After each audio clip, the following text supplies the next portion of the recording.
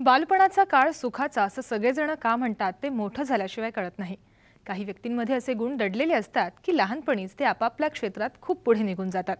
अशा वेळी आपल्या माणसांना भेटण्यासाठीही या व्यक्तींना वेळ काढावा लागतो। कालपर्यंत हे सारं विचित्र वाटत होतं, पण आजच्या धकाधकीच्या आयुष्यात ही तडजोड जगण्याचा एक भाग झाली आहे। आपल्या लाडक्या भावासाठी वेळात वेळ काढून रक्षाबंधन साजरं केलंय ते आजची उदयोन्मुख गायिका केतकी माटेगावकरनं। चला तिच्या भावाशी कसे ऋणानुबंध आहेत ते तिच्याकडनं जाणून घेऊयात। सोनियाच्या ताटी उजळल्या ज्योती, ओवाळी ते भाऊराया रे, वेड्या बहिणीची रे वेडी माया। सोनियाच्या ताटी उजळल्या ज्योती, ओवाळी ते भाऊराया रे, वेड्या बहिणीची रे वेडी माया। आपण साजरी करतो आहोत राखी पौर्णिमा गायिका केतकी माटेगावकरीच्या बरोबर। केतकी आणि तुझा भाऊ सिद्धांत दोघांचं साम मराठीमध्ये स्वागत। नमस्कार। दरवर्षी कशी तुम्ही साजरी करता राखी पौर्णिमा, काय असतं? आम्ही खूप एन्जॉय करतो दरवेळेस। कधी कधी आता हा माझा मामे भाऊ आहे, तर मी त्याच्याकडे जाते कधी कधी राखी पौर्णिमेला, कधी कधी तो येतो। आम्ही खूप जवळजवळ राहतो, पण माझ्या कधी कधी बिझी शेड्यूलमुळे शूटिंग्समुळे मला भेटता येत नाही। पण जेव्हा जेव्हा मी म्हणजे आम्ही फ्री असतो तर तेव्हा मी त्याच्याकडे राहायला जाते, तो येतो माझ्याकडे।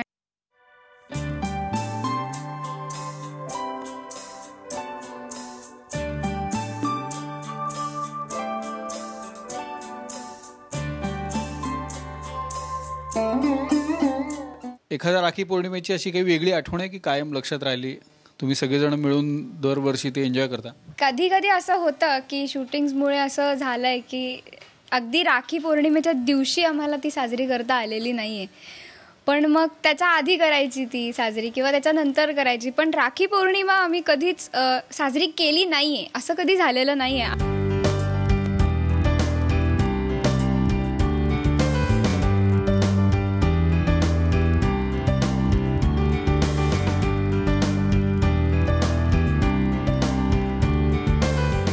माझे अजून 3 भावंड आहेत, चुलत अमेय, चैतन्य आणि अक्षय। ते नागपूरला आणि मुंबईला असतात, तर मी त्यांना भेटू शकत नाही। तर अमेय जेव्हा लहान होता, राखी पौर्णिमेला तो आला होता पुण्याला, आणि खूपच लहान होता, म्हणजे एकदम 2.5 वर्षाचा वगैरे असेल।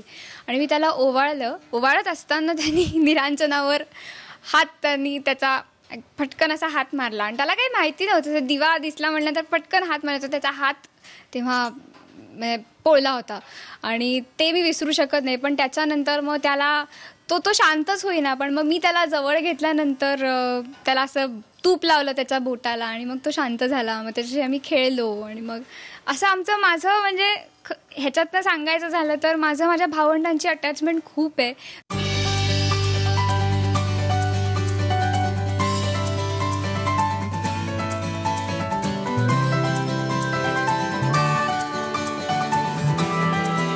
ताई गाणं म्हणते, तुला कुठलं गाणं आवडतं तिचं?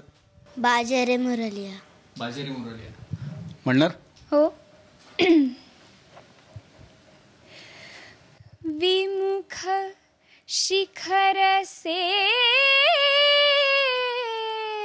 धारा धाये राधा, हरि सन्मुख लाए, बासुरिया हरि सावरिया की राधा, गोरी सुनवाए,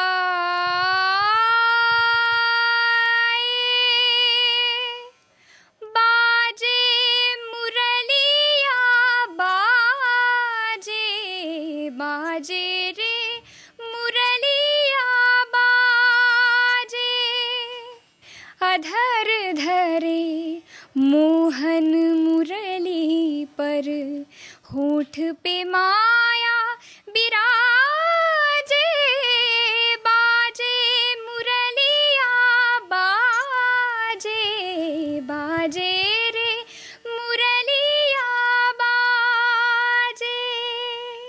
राखी पौर्णिमेला तुम्ही सगळे जमता, नुसतीच धमाल करता का तिच्याकडनं गाणी शिकतोस? कधी कधी कधी कधी. कुठलं कुठलं शिकलास गाणं?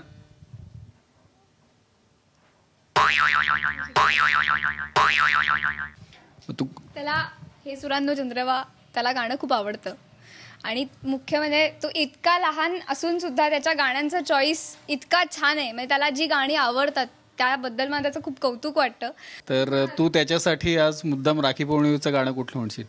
सोनियाच्या ताटी उजळल्या ज्योती ओवाळी ते भाऊराया रे वेड्या बहिणीची रे वेडी माया. सोनियाच्या ताटी उजळल्या ज्योती ओवाळी ते भाऊराया रे वेड्या बहिणीची रे वेडी माया. आमच्याशी बोललात त्याबद्दल धन्यवाद. आणि असाच तुमचा जो राखीचा सण साजरा करण्याची जी पद्धत आहे ती आणखी अशीच वाढो. छान एन्जॉय करा, मजा करा आणि एकमेकाला भरपूर गिफ्ट द्या. आणि तू लवकरात लवकर तिच्याकडनं गाणं शिकशील ना? ही होती केतकी माटेगावकर आणि तिचा भाऊ सिद्धांत. सेलिब्रिटीच्या राखी पौर्णिमेच्या निमित्ताने आपल्याशी बोलत होती आणि खूप धमाल ते एन्जॉय करतात. आणि बऱ्याचदा असं होतं की तिच्या बिझी शेड्यूलमध्ये तिला राखी पौर्णिमेच्याच दिवशी ते करता येत नाही. मुख्य गोष्ट आहे की कुठल्या दिवशी आपण साजरं करतो याच्यापेक्षा आपण सगळे कुटुंब म्हणून एकत्र येतो, साजरं करतो आणि आपलं सगळं सेलिब्रिटी पण बाजूला ठेवून हे साजरं करतो. कॅमेरामन संपत मोरेसह स्वप्नील बापट, साम मराठी, पुणे.